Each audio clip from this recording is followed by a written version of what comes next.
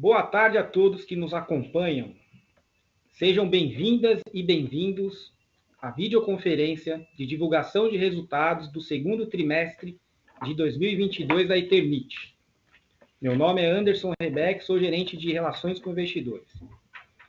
Para a apresentação de hoje, contamos com a presença do nosso diretor-presidente, Luiz Augusto Barbosa, e do CFO e diretor de Relações com Investidores, Vitor Malman. Antes de darmos início à nossa apresentação, gostaria de passar algumas informações. Nossa apresentação terá duração de aproximadamente 1 hora, destinando cerca de 30 a 40 minutos à sessão de perguntas e respostas. Portanto, envie a sua pergunta através do chat que está disponível nesta plataforma de webcast. Aviso importante. Declarações contidas nesta apresentação, relativas às perspectivas dos negócios da companhia, projeções de resultados operacionais e financeiros e referências ao potencial crescimento da companhia, constituem meras previsões que foram baseadas nas expectativas da administração em relação ao seu desempenho futuro. Essas expectativas são altamente dependentes do comportamento do mercado, da situação econômica do Brasil, da indústria e dos mercados internacionais, portanto, estão sujeitas a mudanças. Passo agora a palavra para o Vitor. Boa tarde a todos. É um prazer tê-los participando dessa divulgação do nosso resultado do segundo trimestre de 2022. Como sempre, nós começamos falando um pouco sobre a conjuntura e o mercado da indústria de materiais de construção.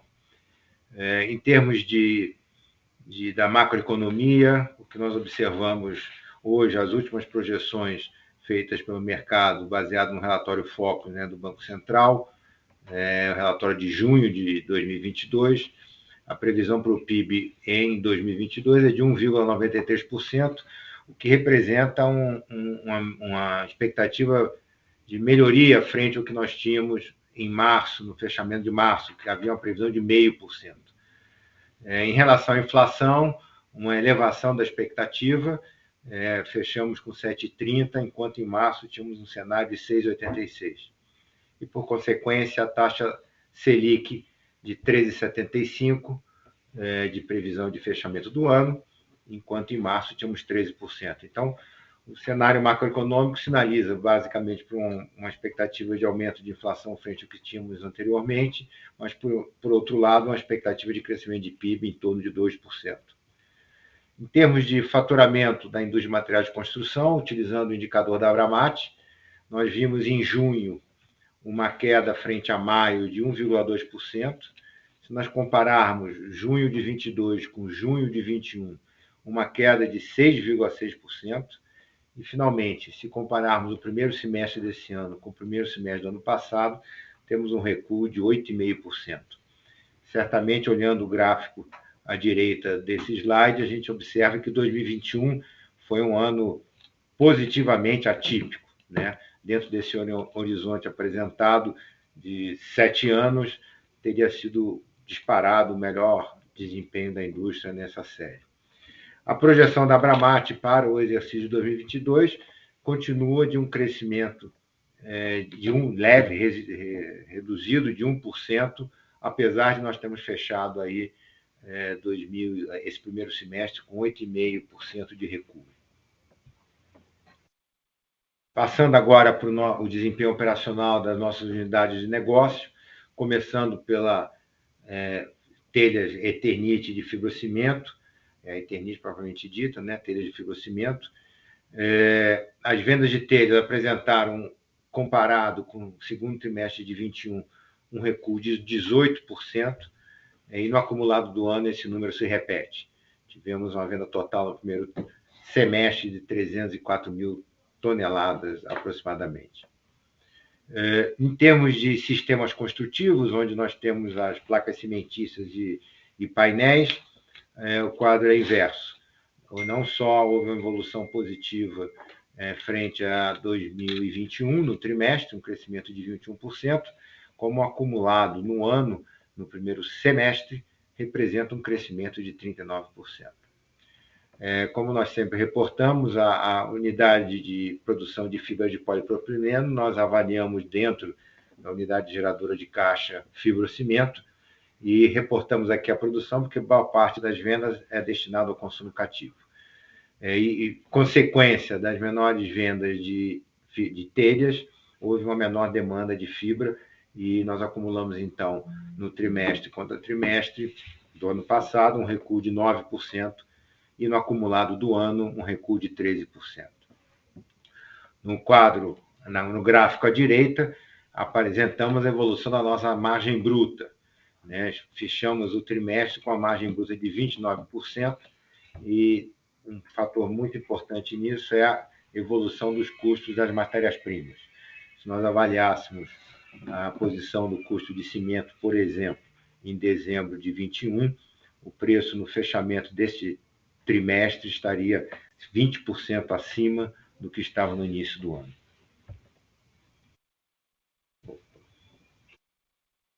Passando para o segmento de telhas de concreto, representado pela Tegula, telhas de concreto, revertendo um quadro que tinha ocorrido no ano passado, apresentou nesse trimestre e no acumulado do ano um crescimento frente ao ano anterior.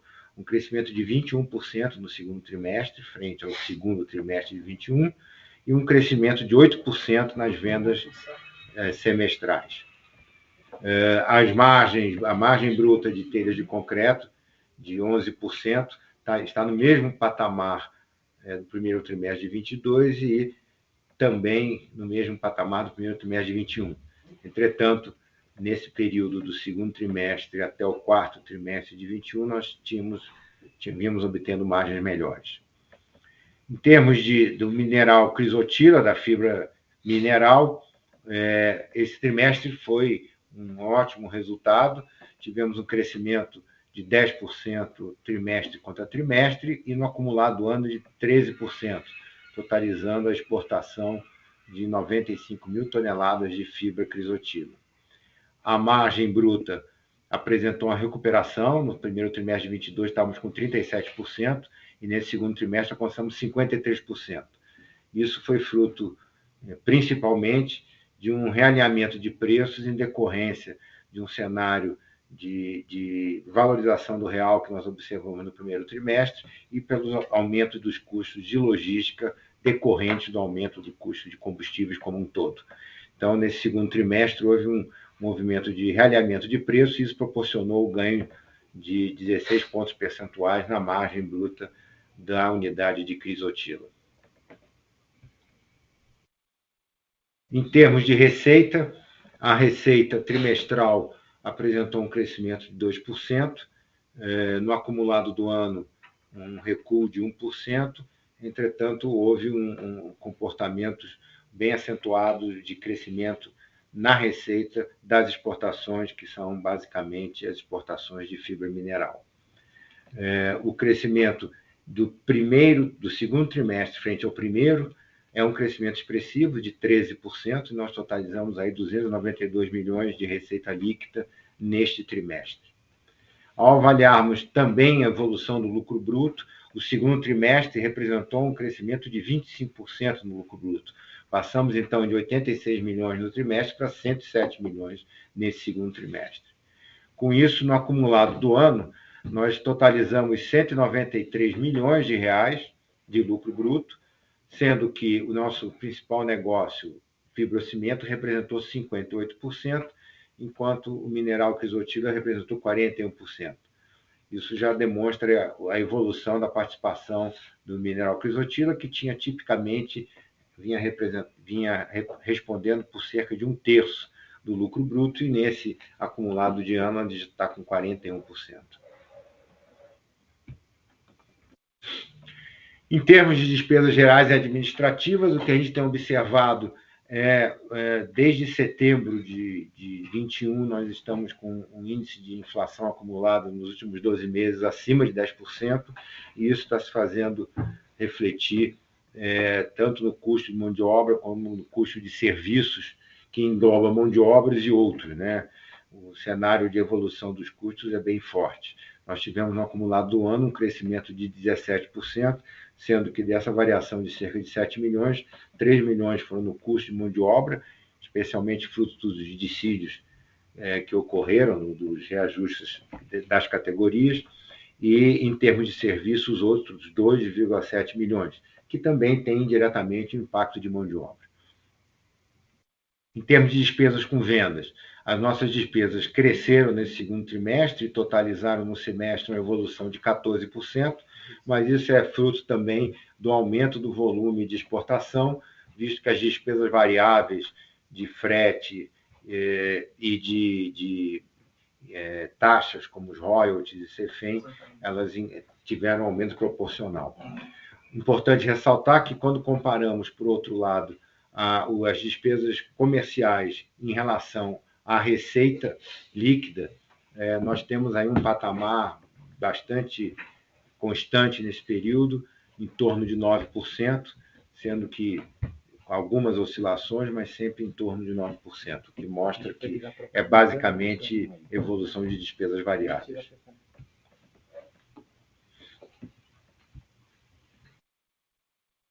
Indo para os nossos resultados, então, primeiro, em termos de EBITDA recorrente, ou seja, tirando os efeitos extemporâneos, o nosso EBITDA totalizou 58 milhões, comparado com o resultado de 2021, é um recuo expressivo. Entretanto, comparando o trimestre com o primeiro trimestre, já num ambiente diferente do que foi 2021, nós apresentamos uma evolução, um crescimento de 21%.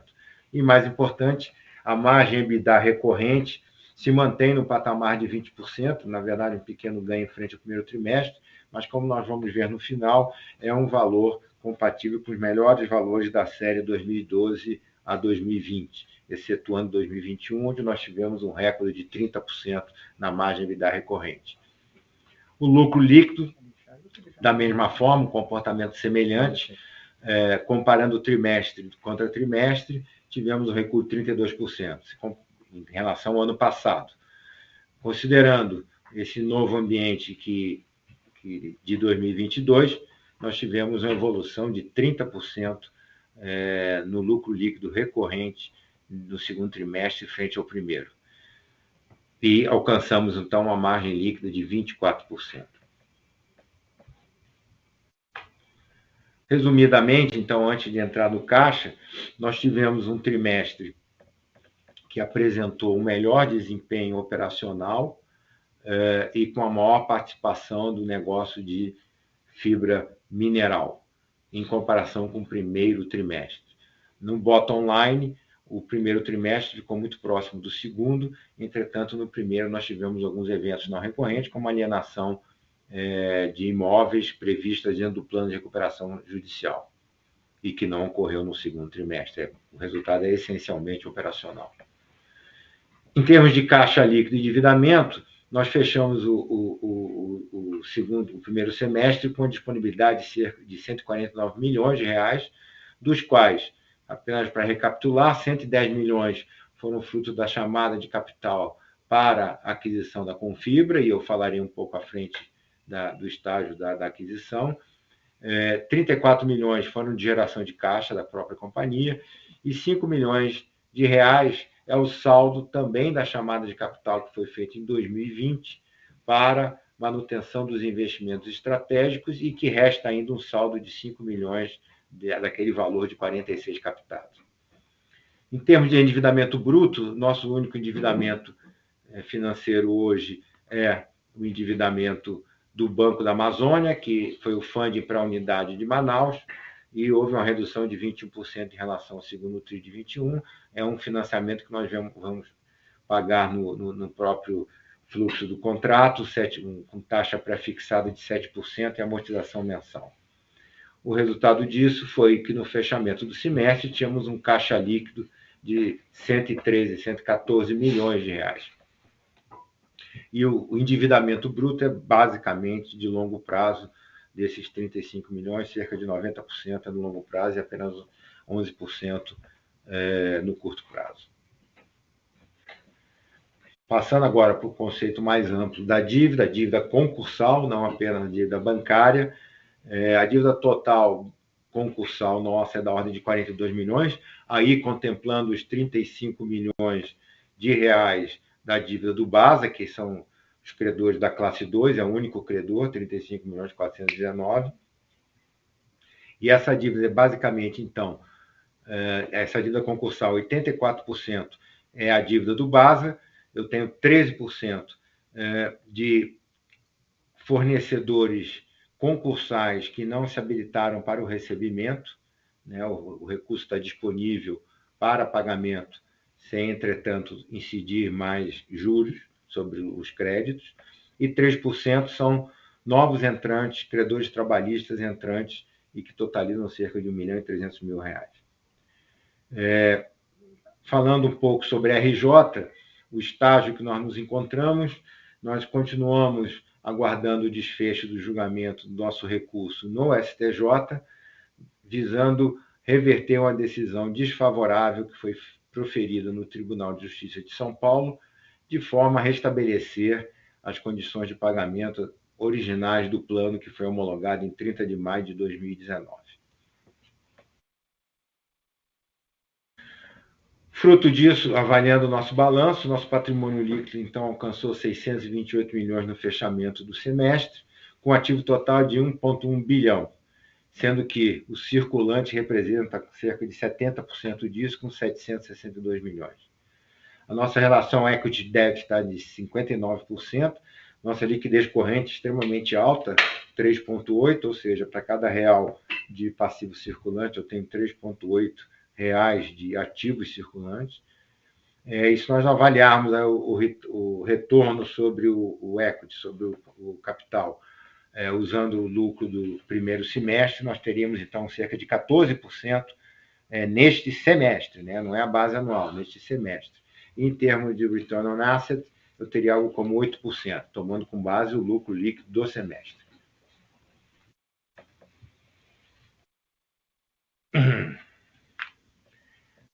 Em relação a nossos investimentos, a telha fotovoltaica, o nosso projeto de telhas, nós tivemos, no segundo trimestre, continuamos com a venda restrita a alguns projetos selecionados no entorno da nossa unidade, de forma que nós possamos dar assistência técnica em função de nós estarmos ainda no estágio de desenvolvimento. Nós tivemos uma venda de 31 kW pico nesse trimestre. Estamos planejando a instalação de projetos pilotos agora da telha solar de fibrocimento, não mais a de concreto, de fibrocimento. A de concreto nós já temos vendas, inclusive, e está previsto para o terceiro trimestre agora. Estamos concluindo uma linha de montagem de telhas solares na unidade da Teglo de Içara, em Santa Catarina. Entendemos que é uma localização adequada para atingir o mercado do Sul.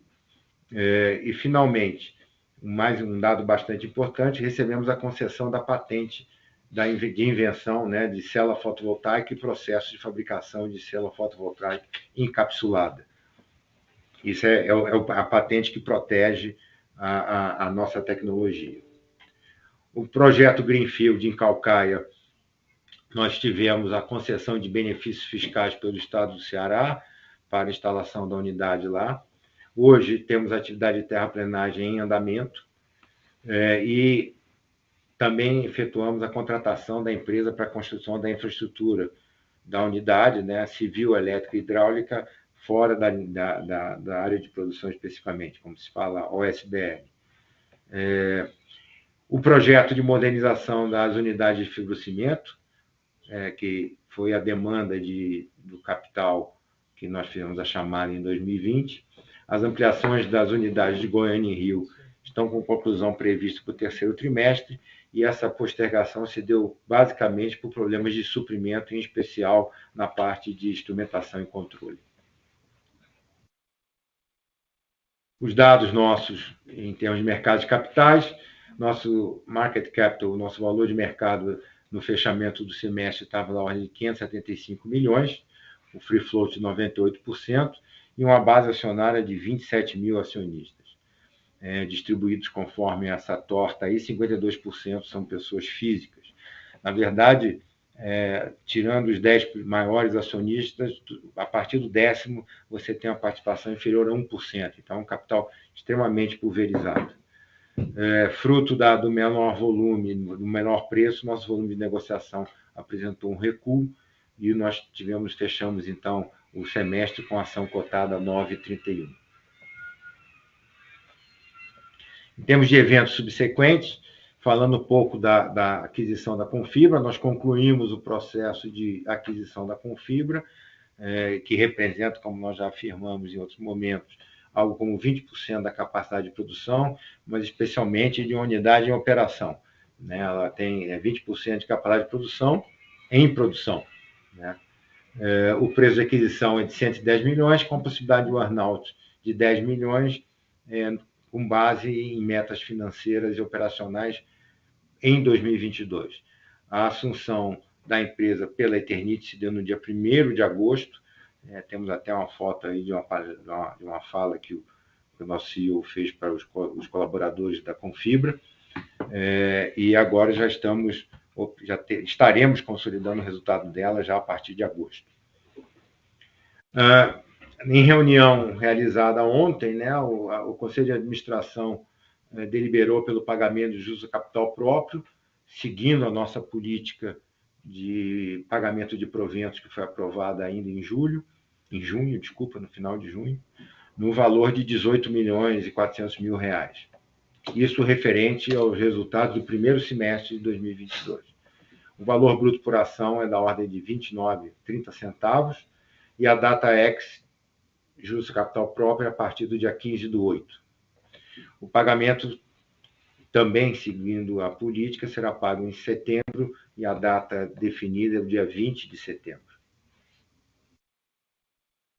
Resumindo, então, os principais destaques, tivemos a receita, a comparação com, a gente observa no gráfico de margem EBITDA recorrente, que, como eu havia comentado, da margem, o resultado de 2021 foi bastante expressivo, mas em 2022 nós estamos mantendo a performance dos melhores momentos nossos lá no início da década passada, 2012, 2013. Então, fazendo a comparação com o primeiro trimestre de 2022, para ter uma ideia da evolução, nós tivemos um crescimento na receita líquida de 13%, um crescimento no EBITDA recorrente de 21%, auferindo essa margem no trimestre de 20%, um lucro líquido recorrente de 41 milhões, que é 30% acima do primeiro trimestre. Tivemos, então, a implementação da política de proventos, fazendo a destinação de 18 milhões a título de juros capital próprio, que serão imputados ao dividendo mínimo obrigatório do exercício.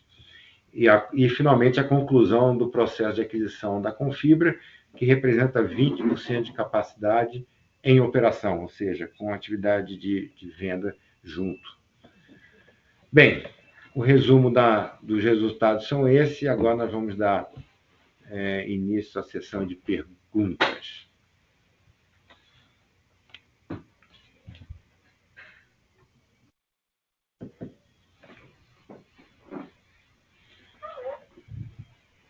Bem,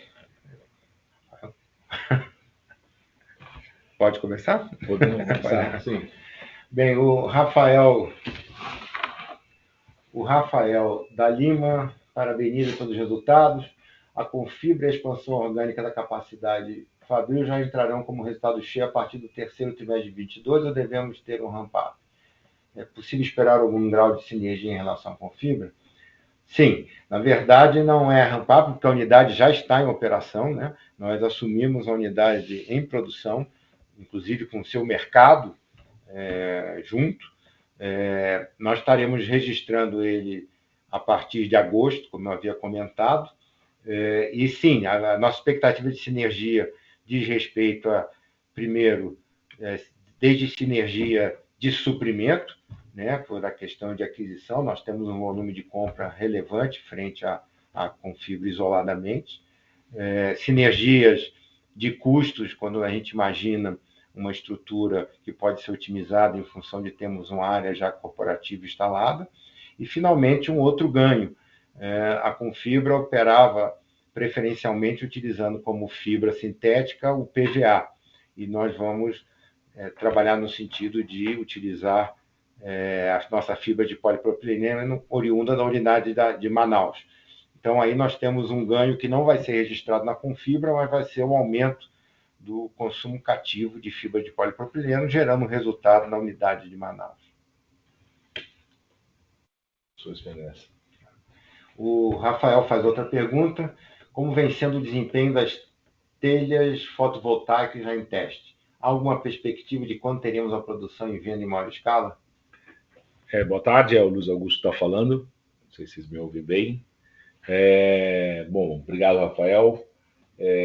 As telhas têm tido um desempenho bastante positivo. Nós estamos com, como disse o Vitor, ainda é um processo de desenvolvimento do negócio, onde a gente está fazendo todo o teste de transporte, embalagem, transporte, instalação em casos reais. Então, a gente também desenvolveu outros modelos da telha de concreto, inclusive a telha plana, muito usada em regiões serranas como Campos do Jordão, Gramado, e para isso estamos abrindo a produção na fábrica de Sara, que é em Santa Catarina, como disse o Vitor.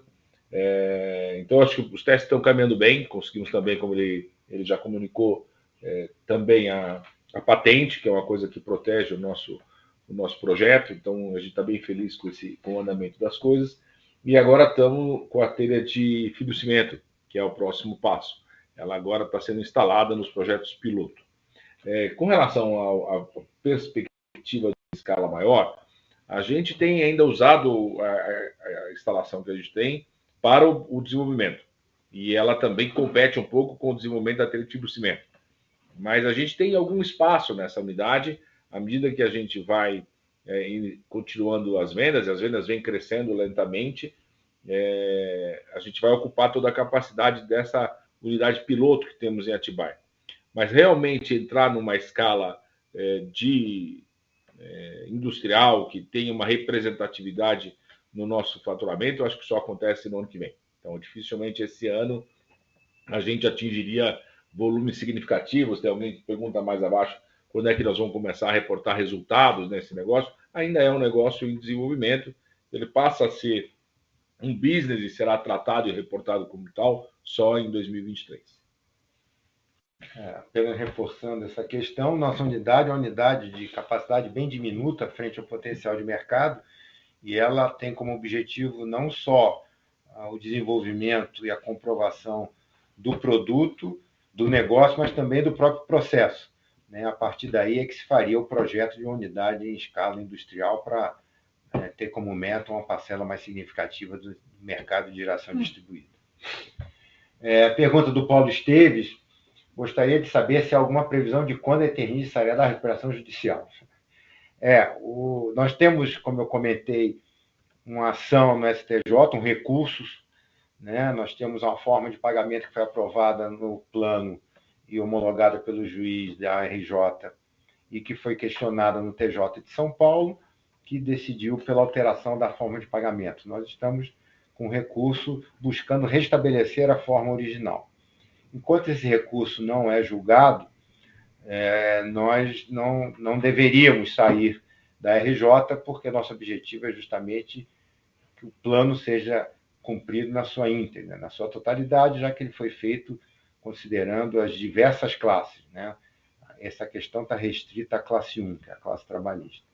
Essa é uma questão, só completando um pouco a resposta do Vitor, essa é uma questão recorrente, toda apresentação que a gente faz, vocês têm interesse nisso, nós também gostaríamos que isso já tivesse resolvido.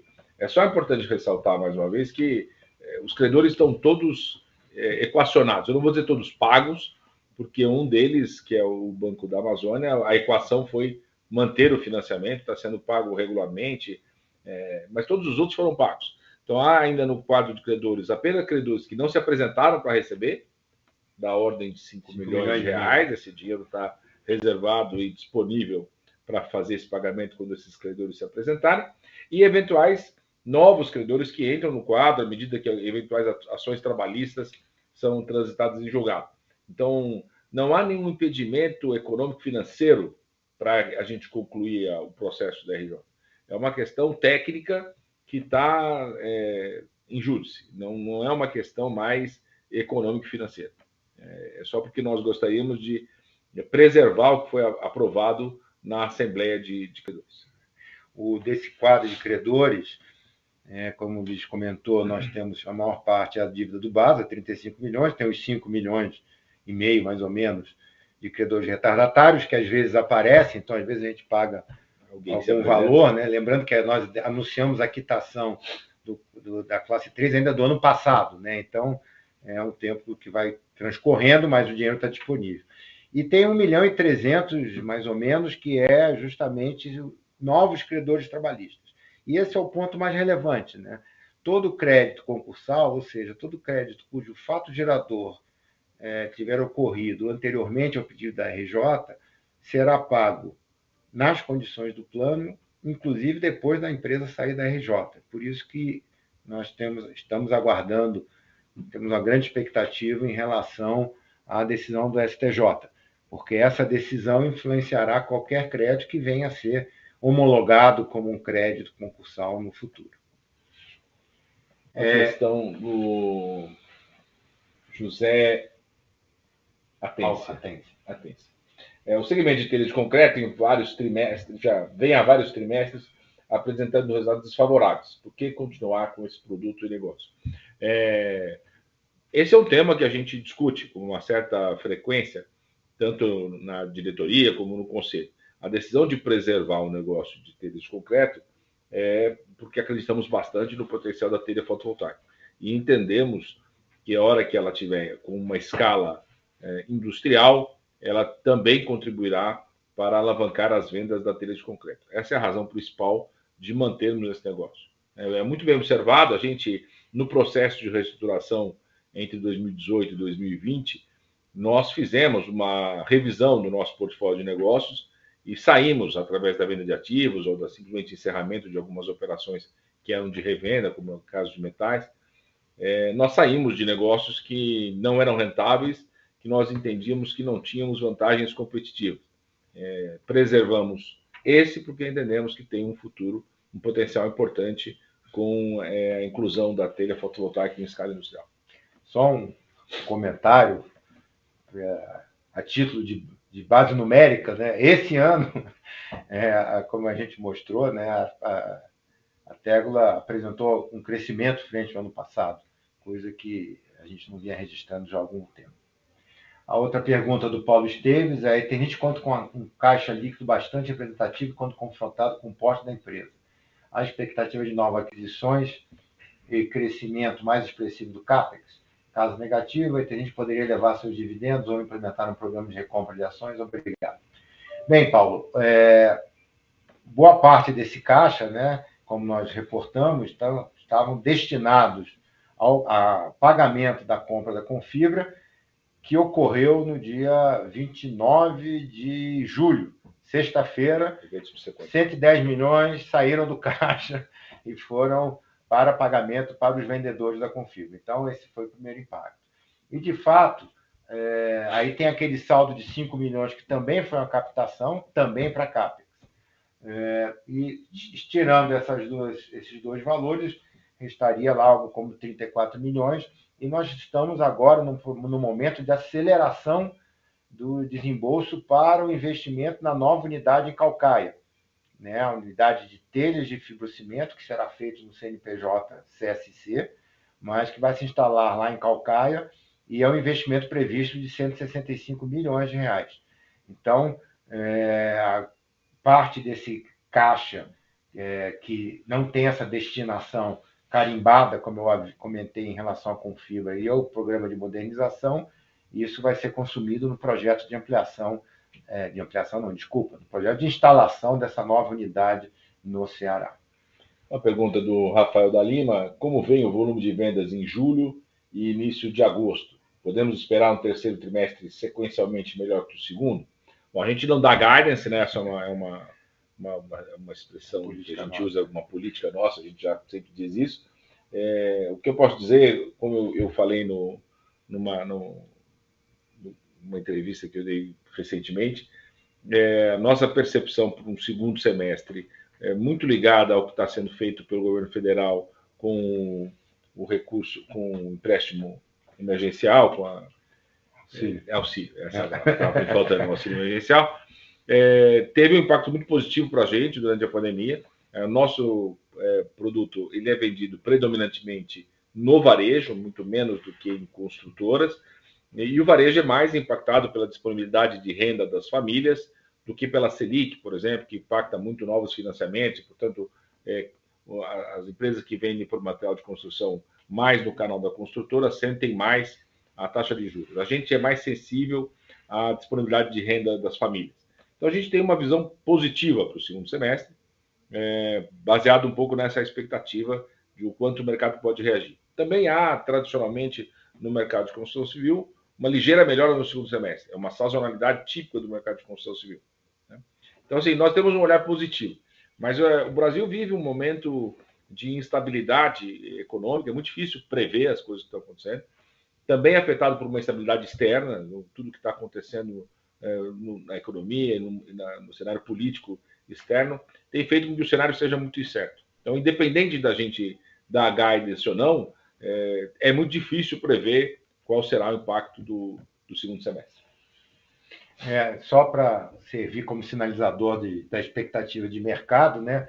Aquele resultado, o indicador da Abramat, né, eles mantêm a projeção de um crescimento de 1%, apesar do primeiro semestre ter apresentado um recuo. Por si só, tem intrinsecamente uma recuperação no segundo semestre. Esta é a projeção da Abramat. Abramat é bem característico o mercado de construção civil ser ligeiramente melhor no segundo semestre do que no primeiro. Uma pergunta do Paulo Jeppes. Qual a visão de futuro para o mercado de telhas de fibrocimento fotovoltaicas? E qual a projeção de percentual do faturamento total determinado? Em relação ao percentual de faturamento, a gente, repetindo um pouco, né, não damos guidance, mas aí seria até prematuro ainda. Nós estamos em desenvolvimento desse produto. O nosso mercado-alvo é o mercado de geração distribuída de energia fotovoltaica. Em especial, nós não competiremos com usinas que certamente utilizarão painéis.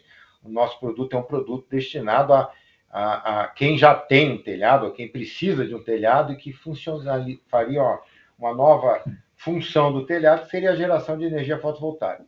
Então, esse mercado vem crescendo a taxas muito altas, né? O adicional em 2021 acho que foi de cerca de 3.000 megawatts, né? E isso representa o que seria o potencial de mercado para nós.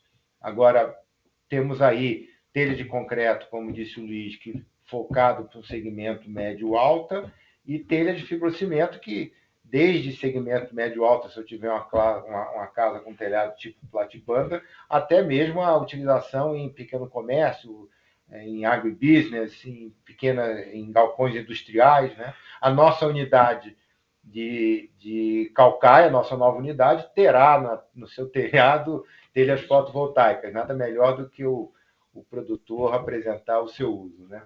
Mas, assim, o mercado é grande. Quanto nós vamos abocanhar depende bastante, né, da competitividade do nosso produto de chegar ao mercado. Se eu vou trabalhar com a diferenciação, por exemplo, numa questão estética, numa casa de segmento médio-alto, ou se trabalharemos na base de custo, né, especificamente, por exemplo, na parte de comércio e indústria. Acho que esse é o ponto mais relevante. A telha de concreto que a gente já começou a venda, ainda aqui numa região restrita e próximo à fábrica, para a gente poder acompanhar as etapas de transporte e instalação, ela se destina exclusivamente a aplicações residenciais. Então, um ponto mais relevante, esse que o Vitor levantou, que o fibrocimento, ele atende, claro, também o residencial de baixa renda, eventualmente um nicho de alta renda na platibanda, mas sobretudo baixa renda. Mas o que nos parece mais interessante são aplicações em pequenos comércios, indústrias e no agronegócio. Nos parece que o agronegócio será um mercado potencial na aplicação de aviários e áreas de confinamento para a criação de gado. Então, tem algumas aplicações interessantes que serão objetos agora de projetos pilotos no próximo semestre. Pergunta do José Atência. Quais são as margens dos resultados das vendas das telhas fotovoltaicas, e onde identificamos esses números no release.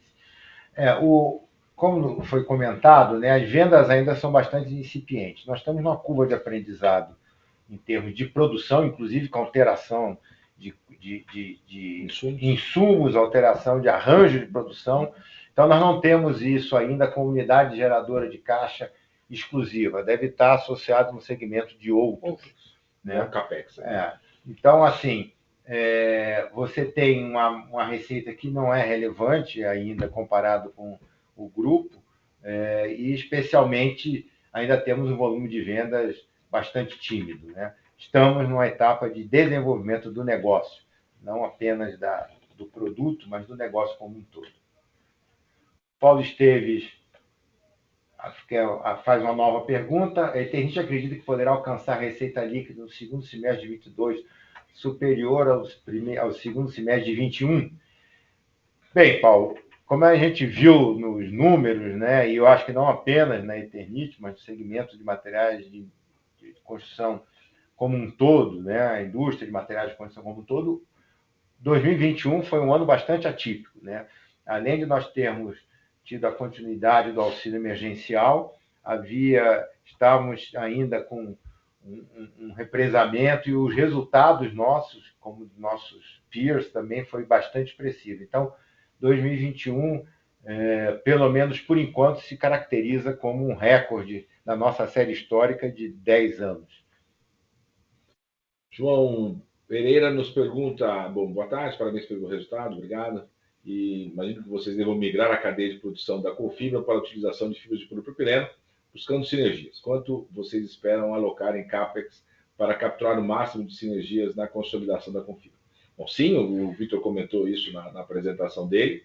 A ideia é que a gente gradativamente caminhe para a substituição das fibras de PVA usadas atualmente na Confibra pelas fibras de PP, o que vai nos permitir capturar a margem dessa venda para o consumo interno na fábrica de Manaus. Também traz algum ganho para a própria Confibra, porque as fibras de PP, neste momento, estão mais baratas do que as fibras de PVA. Eu digo nesse momento porque esse cenário é volátil, depende do que acontece no cenário internacional.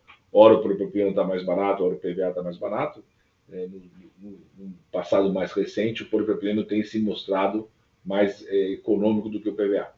Com relação a quanto nós vamos precisar de alocar de CAPEX, bom, no processo de aquisição da companhia, durante a due diligence e análise dos ativos, a gente identificou que a Confibra já opera num patamar bastante razoável, tem uma ou outra necessidade de adaptação, principalmente para mudar para o polipropileno, porque muitas vezes você exige algumas mudanças nos ajustes de processo, mas nada que seja muito relevante. Mas, de qualquer forma, nós assumimos a Confibra segunda-feira da semana passada, então é muito prematuro ainda ter um plano de investimento. Mas não acreditamos, pelo que nós tínhamos identificado nas due diligence, a necessidade de grandes valores de CAPEX. Eu não sei se... Eu acho que eu caí. Não sei se vocês estão... Estou te vendo. Eu estou te vendo. Ótimo. Meu computador aqui está toda hora entrando e saindo. Bem, então eu vou ler a próxima pergunta do José Atência, desculpe. A queda nas margens brutas de fibrocimento está relacionada à dificuldade de repasse dos aumentos dos custos aos preços de venda ou questões operacionais como ocorrido anteriormente? Não temos questões operacionais, nossas unidades, pelo contrário, estão sendo capacitadas para, como a gente comentou, né, o investimento em CAPEX de modernização vai proporcionar não só aumento de capacidade, mas redução de custo. Então, não é uma questão operacional, é uma questão de dificuldade no mercado que hoje não está comprado, como esteve em 2021, com uma redução da demanda, e, por outro lado, a contínua evolução do custo das matérias-primas, em especial cimento, como eu comentei antes, que só nesses primeiros 6 meses teve uma elevação do custo médio nosso, considerando todas as unidades, da ordem de 20%. E a gente, por outro lado, na ponta, como já foi dito também pelo Luiz, a nossa venda é sensível à disponibilidade de renda, né? Nós temos o processo inflacionário, que come um pedaço dessa disponibilidade, então não tem sido fácil, né, você imaginar que vai conseguir repassar esse aumento de custo na cadeia. Na verdade, o que se deve se imaginar é quando bate na ponta, essa dificuldade de repasse vai vindo em direção upstream, né? Então, o que nós imaginamos, esperaríamos, era uma maior, ou pelo menos uma perspectiva de redução do aumento de custos frente ao que nós vimos observando nesse primeiro semestre. Os componentes de custo são muito diferentes dos componentes de preço. As principais matérias-primas que utilizamos têm um componente importante do mercado externo. Então, o preço do cimento é muito impactado pelo preço do coque, que está ligado ao preço do petróleo e de outras fontes de energia. O preço da celulose e do polipropileno são preços internacionais, impactados pelo que acontece fora do Brasil, e o cenário, como eu disse, de incerteza, muitas vezes impacta esses custos das commodities, enquanto que o preço de venda está ligado à disponibilidade de renda das famílias. Então, eles são desconexos. Então, há momentos como 2021 que a gente permitiu, não só a gente conseguiu repassar os preços, os aumentos de custo, como a gente conseguiu recompor margens. Durante muitos anos, o mercado de construção civil vinha trabalhando com margens muito comprimidas, muito restritas, e 2020 e 2021 permitiu a toda a cadeia de construção civil recompor essas margens, porque a demanda estava muito, muito, muito forte. Nesse momento, a gente não está conseguindo simplesmente repassar todo o aumento de custo, e algum ajuste, alguma acomodação nas margens está sendo feita, embora a gente ainda esteja com margens muito superiores às que tínhamos antes da pandemia. O Júlio Coelho pergunta quando nós vamos começar a reportar separadamente a unidade de telhas fotovoltaicas. Basicamente, o que já foi dito, né? Nós estamos ainda num processo de desenvolvimento do negócio e ele está sendo registrado naquele outro segmento. Não temos ainda volume e estabilidade operacional para a gente reportar isso isoladamente. Tem um cunho muito ainda de desenvolvimento. João Pereira pergunta também se vocês já conseguem ver uma estabilização nas pressões e custos da resina de polipropileno, cimento, celulose e calcário. Eu diria, nós ainda tivemos uma pressão mais forte no primeiro trimestre. No segundo trimestre já houve uma certa estabilização, os aumentos estão sendo menos frequentes e em menor monta. Então, acho que nós estamos tendendo a uma estabilidade. Mas, mais uma vez, são custos muito impactados por eventos externos, então é muito difícil prever. Mas hoje, eu diria, parecem estar um pouco mais estabilizados do que estavam no início do ano. O Júlio Coelho pergunta quando vocês devem começar a consolidar os resultados da Confibra. Eles vão começar a ser apresentados no terceiro trimestre, mas, na verdade, a partir de agosto, nós passaremos a consolidar o resultado da Confibra. Na mesma linha. O Paulo Jeppes pergunta, as margens desse trimestre já adicionam o percentual, a participação da Confibra? Não, porque nós concluímos a operação e o primeiro dia de propriedade da Confibra foi 1º de agosto. André Santana pergunta se gostaria de entender se houve alguma decisão do STF sobre a possibilidade de exportação do crisotila. Não, esse assunto é regulamentado hoje por uma lei de Goiás, então o que regulamenta a nossa operação de exportação foi uma lei estadual que permite que a gente produza exclusivamente para exportação. Essa lei tem, sim, um questionamento no STF, mas ainda, eu diria, está numa fase muito inicial. Isso não está sendo... não houve nenhuma decisão que nos impedisse de continuar operando. A gente trabalha com o cenário de operar no longo prazo. O José Ateice pergunta, o crescimento das vendas está relacionado ao repasse de inflação e demais custos ou melhora na atuação da área comercial ou aumento no market share?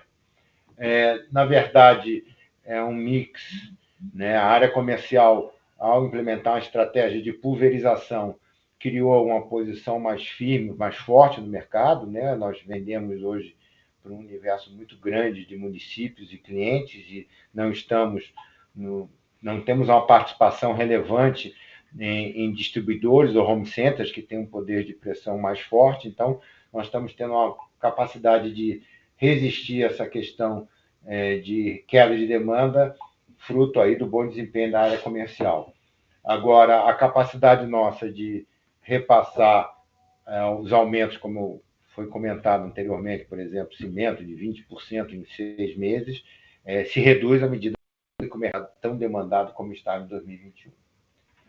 Francisco Carvalho questiona: gostaria de saber se os juros de capital próprio que estão sendo pagos dizem respeito aos 25% obrigatório do lucro ou se esse percentual só será pago no final do exercício, sem o limite mínimo obrigatório. Os resultados da Confibra já serão incorporados no próximo trimestre?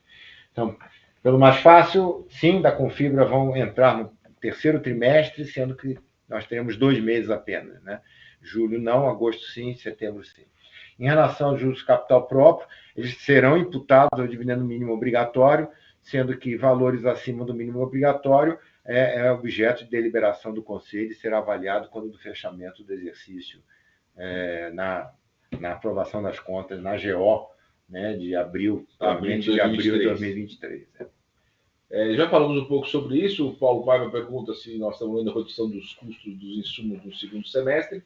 Bom, a gente viu uma tendência à estabilização no segundo trimestre, quer dizer, não estamos tendo mais os aumentos consecutivos como aconteceu até o primeiro trimestre, mas é difícil imaginar ou prever o que vai acontecer no segundo semestre. A pergunta do Francisco Carvalho em relação ao JCP de 18 milhões é um pouco na linha da pergunta anterior, mas só para relembrar, o valor foi no limite dos 25% de dividendo mínimo obrigatório. Então, o JCP declarado atingiu esse valor de dividendo mínimo obrigatório e será imputado ao dividendo do exercício. Carlos Herrera pergunta como nós estamos vendo a demanda das telhas de fio cimento, como estão os processos de grande sinergia da Confibra e quanto vocês estimam conseguir de economia. Bom, acho que já respondemos quase todas essas questões, mas rapidamente a demanda de telhas, ela houve uma acomodação, não está no nível que estava em 2021, e como a gente já disse, tem uma expectativa positiva com relação ao auxílio emergencial do segundo semestre e a sazonalidade tradicional do segundo semestre. Os processos de ganho de sinergia da Confibra ainda estão em análise, nós estamos assumindo agora, é muito recente, então eles estão em curso e é muito difícil estimar tudo que nós vamos conseguir. Isso vai aparecer ao longo do próximo trimestre. José Tência pergunta: o que levou à brusca queda do valor das ações da companhia? Essa é uma pergunta que, como RI, eu sou toda hora questionado pelo Conselho. Mas é o resultado do mercado, né? Não temos nenhum fato, né? Estamos agora reportando, não temos nenhum fato que pudesse justificar menos de uma reversão de alguma expectativa por parte de acionistas. É bom lembrar que, se nós pegarmos aí no último mês, né, nós tivemos uma variação bem positiva, né, em relação ao que nós estávamos cotados. Então, frente ao fechamento de R$ 9,25 do fechamento de junho, nós estávamos sendo tradeados ontem a quase R$ 13. Quase R$ 13. 25%. A gente acompanha também um pouco o índice, né? Se vocês olharem o Ibovespa, vocês vão ver, nós já tivemos a 130, caímos a 106 ou 107, agora hoje estávamos próximo de 110. Então, é muito difícil, né? De correlacionar o resultado da companhia à valoração, o que deveria ser linear não é. Vocês que estão no mercado sabem melhor do que a gente que tem uma série de coisas que influenciam o entendimento do mercado com relação ao papel. Qual será o impacto nos resultados operacionais consolidados de 2022 quando a receita líquida virar da Confibra? Bom, a capacidade da Confibra é mais ou menos 20% da nossa capacidade instalada. Então, a capacidade acrescida foi de 20%. Nesse momento, não há 100% de utilização dos ativos. Por outro lado, a Confibra está no maior mercado consumidor do país, onde nós não tínhamos fábrica. Então, é de se esperar que a gente otimize a ocupação do ativo da Confibra pela proximidade do maior mercado. Então, uma parcela do que nós vendíamos nessa região vinha de fábricas mais distantes. Então, transferir parte dessa venda que já é nossa para a unidade da Confibra nos permitiria um ganho importante de frete. Então, é provável que a gente ocupe uma boa parte da capacidade instalada da Confibra. O Rafael Dias questiona aonde ele poderia consultar o desempenho financeiro da Confibra nos trimestres anteriores. Bem, a Confibra não era auditada, foi feita a nossa auditoria BDO, concluiu a auditoria da abertura, né, o saldo inicial desse ano, e vai estar fazendo a auditoria dos 7 primeiros meses. Então, nós vamos ter o resultado anual, parte deles não é sob nossa responsabilidade. Agora, em relação ao exercício anterior, por exemplo, nós não teremos dados auditados sobre isso, e, portanto, era uma empresa que não publicava seus resultados e não auditava, tinha uma característica de resultado muito mais focado na questão tributária. Então, não será disponível esse valor de trimestres anteriores. O Manuel Pinho pergunta, essa pergunta já foi respondida, qual a expectativa com relação ao encerramento da RJ? Como foi dito, nós aguardamos uma decisão da STJ e caso nada ocorra até final de janeiro, provavelmente em fevereiro nós sairemos... Por decurso de prazo. Né? Sairíamos da RJ. Na sequência veio uma outra pergunta com relação à classe 1. Acho que o Vitor já explicou a diferença entre o que nós gostaríamos que fosse mantido a decisão da Assembleia de Credores, e o recurso pede uma mudança nessa forma de pagamento. Não há um impacto financeiro nesse primeiro momento.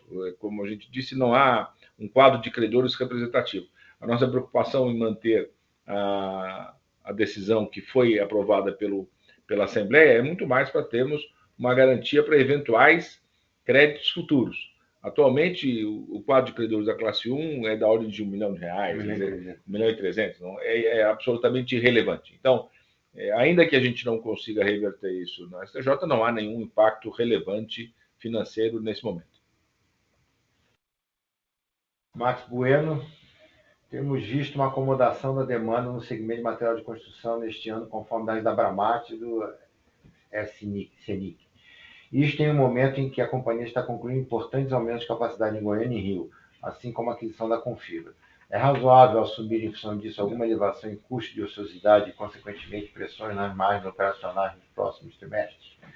São dois investimentos diferentes.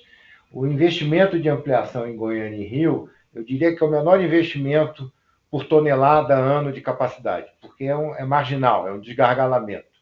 Esse é um investimento que tem um aumento de capacidade e aí requer, né, para a sua realização, um aumento de vendas. Então, nesse ponto, nós estamos falando de 10% da capacidade atual, mas que, por outro lado, pode se refletir de outra forma, né? Nossas fábricas podem ter tripulações diferenciadas e, com isso, termos capacidades otimizadas em mais de um nível de produção.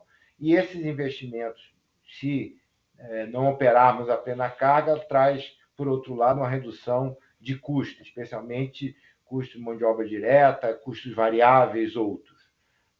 Já a compra da Confibra é um investimento de uma unidade em operação, né? Eu procurei destacar isso, né? É uma unidade que já compra, já produz e já vende, né? Nós adquirimos não só uma fábrica, não só equipamentos, mas basicamente uma empresa em operação, com seu mercado, com seus clientes. Então, são investimentos diferentes sobre esse aspecto. Só para retomar um pouco a resposta que o Vitor fez sobre o desengargalamento de Goiânia e Rio, mais do que o desengargalamento, o que foi feito foi uma modernização dos equipamentos. Então, eu tenho ganhos de produtividade nesses equipamentos. Então, hoje nós temos 10 máquinas e com a aquisição da Confibra passamos a 12 máquinas. Então, eventualmente, eu posso agora produzir no limite, eu poderia desligar uma máquina, se eu quisesse, porque eu ganhei muita produtividade com essas máquinas e isso eu reduziria meus custos. Então, ainda que eu tenha que produzir um volume menor, dada a retração de mercado, e eu não ocupe 100% da capacidade, eu estou ocupando uma capacidade mais produtiva. Eu produzo mais telhas por hora homem. Então eu fico mais competitivo. Eu melhorei o OE, eu melhoro o índice de refúgio, uma série de coisas que impactam o custo final do produto. Então eu posso usar esse investimento, claro, se eu pudesse usar na sua totalidade, eu ganharia 2 vezes. Ganharia no ganho de produtividade e também por um aumento de capacidade de produção. Mas mesmo que eu não use 100% dessa capacidade, eu tenho um aumento relevante de produtividade, o que me traz ganhos de custo que serão capturados a partir da entrada em operação desses 2 investimentos. O Pedro Costa pergunta se o maquinário da Confibra precisará ser atualizado ou algum plano nesse sentido. Sim, eu acho que em especial porque nosso objetivo é migrar da utilização de fibra sintética de PVA para de polipropileno, porque isso agrega margem não só por um custo menor na própria Confibra, como agrega a margem da produção da fibra lá em Manaus. Esse investimento está sendo quantificado, como o Luiz comentou, nós temos 10 dias de empresa, já vínhamos avaliando, né, a distância, os potenciais custos, mas não temos um número fechado. Mas não é nada que assuste em termos de CAPEX. O Matheus Oliveira pergunta: nesse semestre teve um aumento substancial em conta vencida de até 90 dias. Poderia dar mais detalhes sobre esse item? Veja, nosso nível de inadimplência ainda é muito baixo. Pode ter havido um aumento, mas ele é muito baixo frente ao faturamento. Não temos nada pontual, até porque, como eu disse, as vendas são muito capilarizadas, muito dispersas. Eu não tenho um grande cliente que, entrando numa situação de dificuldade, me gere um risco de recebível elevado. Pode ter havido uma flutuação, mas nada que tenha, por exemplo, me chamado a atenção como em termos de aumento de inadimplência. Quais os índices de ocupação de nossas fábricas e da Confibra? Bom, aí varia muito de uma fábrica para outra, não só porque nós temos fábricas com produtos diferentes, como é o caso do polipropileno, que trabalha num índice de ocupação maior. As fábricas de fibrocimento variam muito de uma localidade para outra. Algumas regiões do Brasil sofreram menos uma queda de demanda do que outras. No primeiro semestre, por exemplo, a fábrica do Sul operou muito bem, com volumes muito próximos do que estava no plano. A fábrica do Centro-Oeste sofreu um pouco mais. Na média, eu diria, nós estamos próximos talvez de 85%, 7 vezes 8, uns 85% mais ou menos. A Confibra operou numa taxa de ocupação maior no primeiro semestre do que a Eternit. Acho que a Eternit, nós tivemos uma opção por manter um pouco mais a margem, seguramos mais os preços e, com isso, cedemos um pouco mais do volume.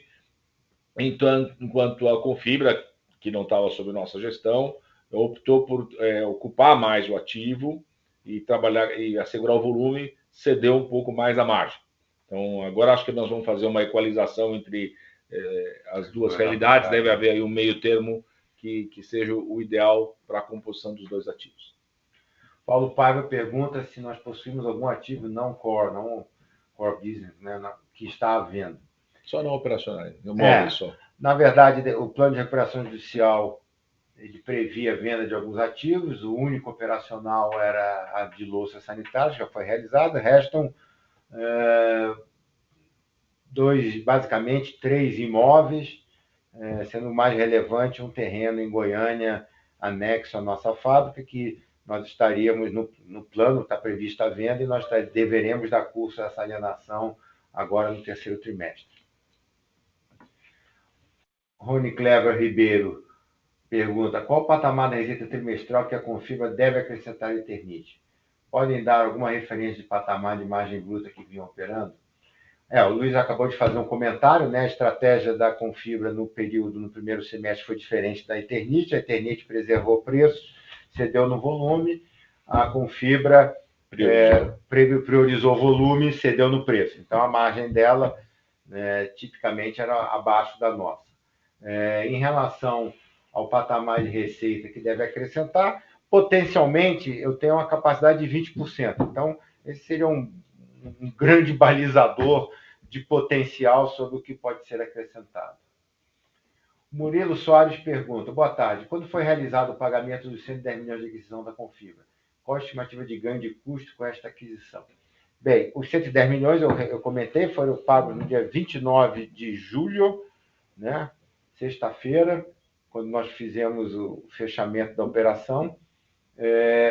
Os ganhos de custo, talvez eu acho que a gente tenha uma expectativa, na verdade, talvez um ganho na parte de suprimento, um ganho de frete, né? O Luiz comenta adequadamente que eu trazia muito produto para São Paulo, hoje eu tenho uma produção em São Paulo, eu reduzo esse turismo de telhas, o ganho de polipropileno em Manaus, mas finalmente a soma de tudo isso, a gente se abstém, vamos ver se a gente aparece com isso já no terceiro trimestre. Fernando Barbedo, boa tarde, parabéns pelos resultados, obrigado, num cenário de custo desafiador. Alguma novidade ou update sobre a continuidade da SAMA? Então, já respondi anteriormente, nós trabalhamos com um cenário de operar a SAMA por bastante tempo.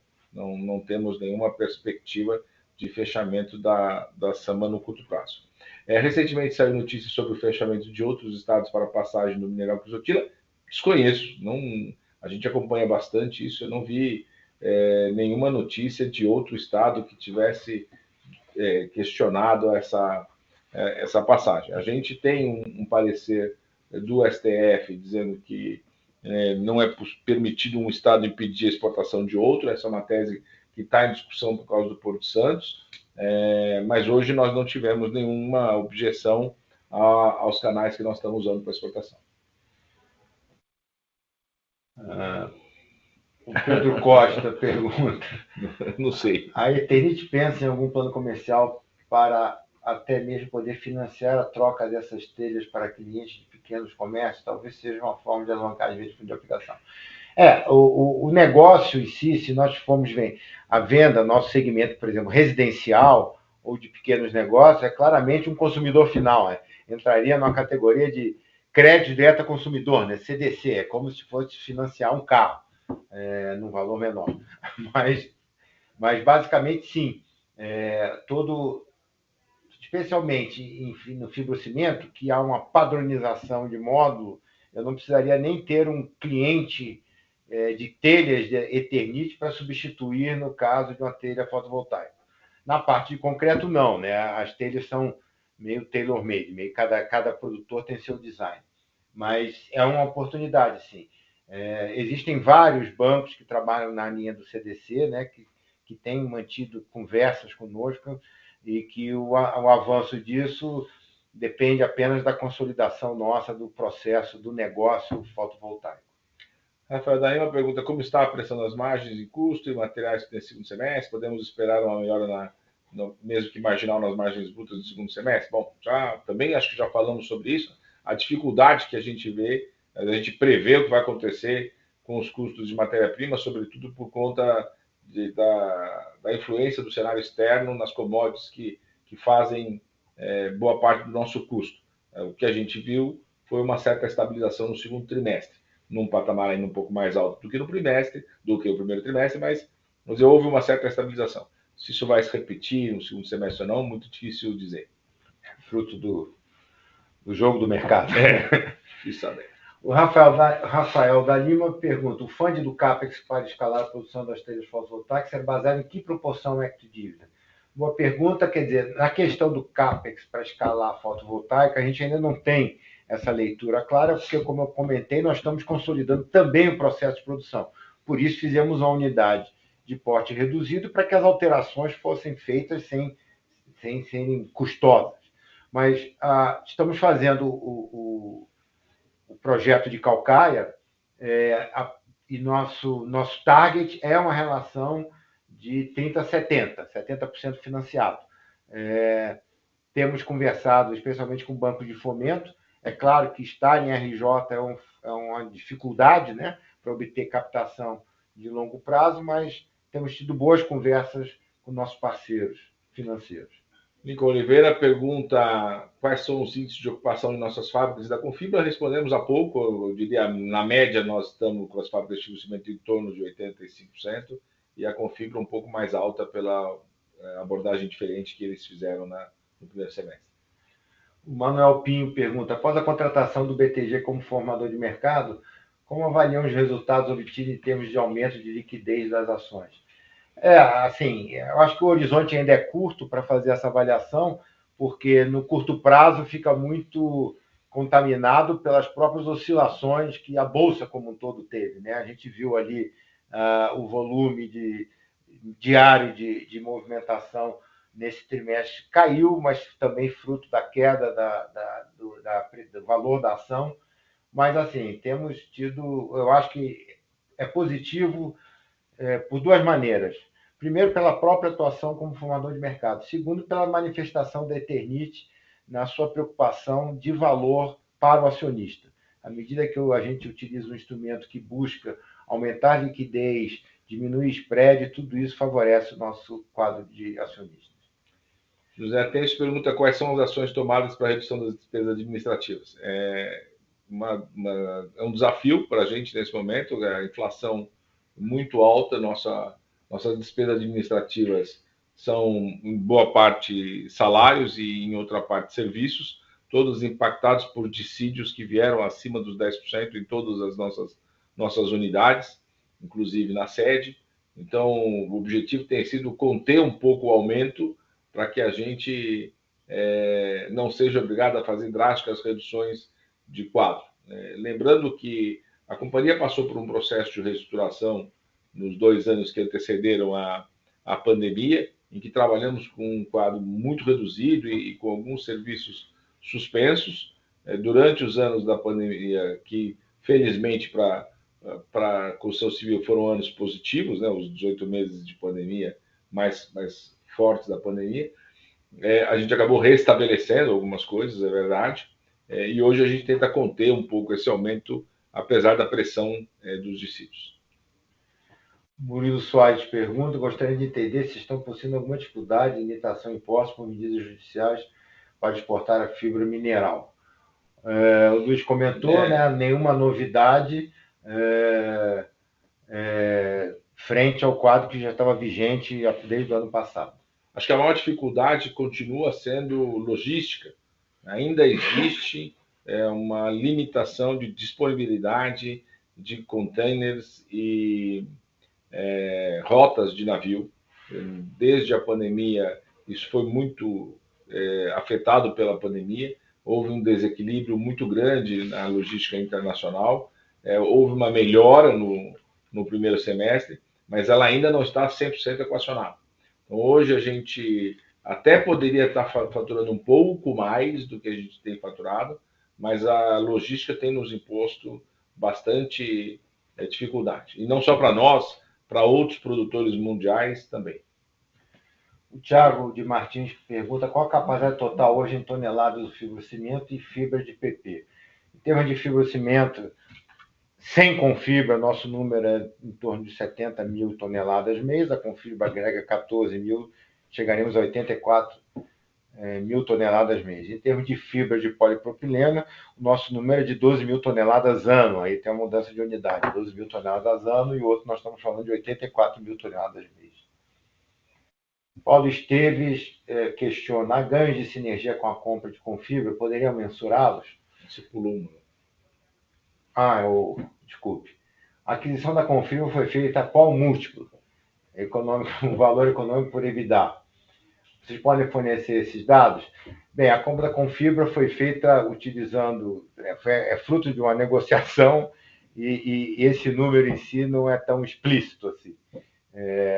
Entendemos que, comparando com o nosso valor até de cotação em bolsa, foi algo bastante atrativo. Nós estamos falando de 110 milhões de reais para aquisição de cerca de 20% da capacidade de uma unidade em operação. Então, acho que esse é o principal fator. O Paulo Esteves pergunta, há ganhos de sinergia com a compra da Confibra? Nós já comentamos, né? Então, ganhos nas compras, melhor posicionamento nas vendas, ganho de estrutura de custo ganho de fixo, escala, ganho de escala, né? E, finalmente, ganho de margem na unidade de Manaus. Rafael, daí uma pergunta: se a gente seguirá fazendo novos movimentos de M&A? Acho que a gente já falou isso em conferências anteriores. Quer dizer, no nosso planejamento estratégico, nós definimos por crescer no nosso core business, que é cobertura, especialmente nas telhas de fibra de cimento. E esse crescimento se dará de duas maneiras: nas regiões onde a gente entende que existe uma oferta equilibrada com o mercado, nós procuraremos crescer através de aquisição para evitar uma pressão sobre as margens daquele mercado. E nas regiões onde a gente entender que há espaços em branco na oferta, a gente crescerá por Greenfield. Então, estamos fazendo um projeto novo em Fortaleza, que se enquadra nessa segunda possibilidade. O M&A da Confibra, a aquisição da Confibra, é a primeira. A gente está sempre olhando outras alternativas. Então, existem algumas regiões do país onde a gente entende que já existe uma oferta suficiente e que não faria muito sentido a gente colocar novos equipamentos. Então, a gente está sempre analisando a possibilidade de aquisição. Claro que a gente tem que, em algum momento, começar a se preocupar com o entendimento que o CAD pode ter de um excesso de concentração. A aquisição da Confibra foi simples, a gente não tinha operação em São Paulo, então não haveria uma concentração regional, era um volume pequeno em relação à capacidade total de mercado, então não é qualquer coisa que a gente pode, qualquer projeto que a gente tem confiança de que o CAD aprovaria. Então começa a ficar mais limitada a nossa possibilidade de M&A, mas a gente continua analisando algumas possibilidades. Rony Cleber Ribeiro questiona: as despesas gerais administrativas cresceram ano a ano 28%, bem acima da inflação. Qual a razão desse crescimento?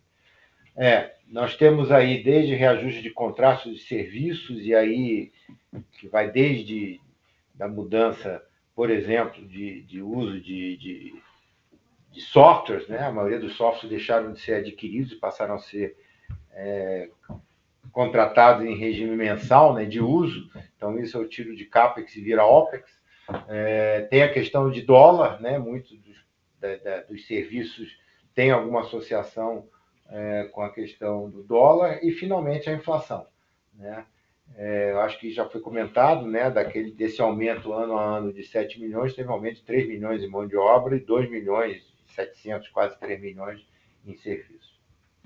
Manuel Pinho coloca: boa tarde, parabéns pela apresentação e uma boa sorte no negócio. Muito obrigado, Manuel.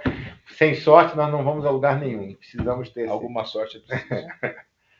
Ok, com isso nós encerramos nossas perguntas. Vou passar para o Luiz para fazer as suas palavras finais. Isso aí é a participação de todos na assistência, como ouvintes ou proativamente participando e fazendo os seus questionamentos. Muito obrigado.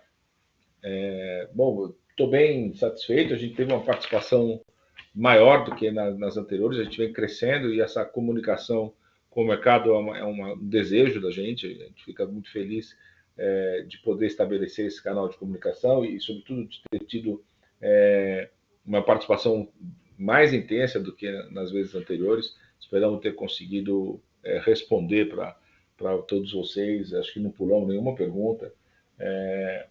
Tentar deixar o mais claro possível, mais transparente possível qual é a estratégia, como é que nós estamos conduzindo os negócios. Com relação aos resultados, acho que o Vitor fez uma apresentação bem clara, bem detalhada. Nós estamos bastante satisfeitos com o resultado. Acho que num ano desafiador pela dificuldade de prever o que vai acontecer mês a mês, acho que nós estamos com resultados bastante satisfatórios. Num ano difícil como esse, é claro que toda a comparação com o ano de 2021 é sempre muito dura, porque 2021 foi um ano excepcional, onde havia uma demanda muito acima da capacidade instalada da indústria, não só nossa, mas da indústria. Então, isso acabou permitindo uma recomposição de margens e todas as empresas do segmento de construção civil acabaram fazendo resultados excepcionais. Então, a comparação é sempre muito dura. Mas quando a gente compara com a série histórica, e em alguns momentos o Vitor fez isso, quando a gente compara com a série histórica, a gente vê que o resultado é bastante bom. E nós estamos fazendo EBITDA acima de 20%. Acho que esse é um número que é sempre positivo, principalmente num ano tão duro. E também muito satisfeitos por estarmos conseguindo cumprir o que é o planejamento estratégico da companhia, de crescer naquilo que é o seu core business, crescer dentro dos eixos que foram estabelecidos, como eu falei há pouco, M&A em algumas áreas, Greenfield em outras. Não sei se todos observaram, mas um bom desempenho na área de sistemas construtivos, que é um produto que ocupa o mesmo ativo de telhas de fibrocimento, mas que nos permite acessar uma nova tecnologia, uma nova tendência da área de construção, que são as construções modulares, e que tem um nível de concorrência menor, não são produtos tão simples de fazer, são mais técnicos e que tem, portanto, uma margem melhor. Então, é uma tendência, a gente vem crescendo bem nesse segmento. Então, assim, o lado positivo é que, apesar de um ano muito mais difícil do que os últimos dois, a gente tem conseguido cumprir o planejamento e tem tido um apoio muito positivo também dos acionistas no sentido de efetivar todos os investimentos que nós precisamos. Então, obrigado mais uma vez pela audiência de todos vocês e nos vemos daqui a 3 meses. Okay? Obrigado a todos e um abraço.